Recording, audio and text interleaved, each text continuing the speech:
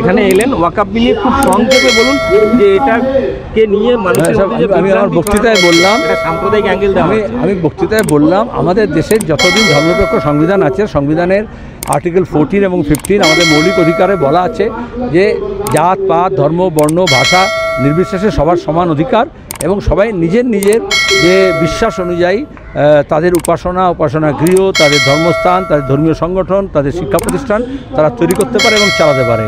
ওয়াকফ এটা ইসলামের একটা অঙ্গ এবং সেখানে দাঁড়িয়ে মুসলমানরাই এটা অমুসলমানও করতে পারে, কিন্তু বেশিরভাগ ক্ষেত্রেই মুসলমানরা নিজের সম্পত্তিকে ওয়াকফ করেছে।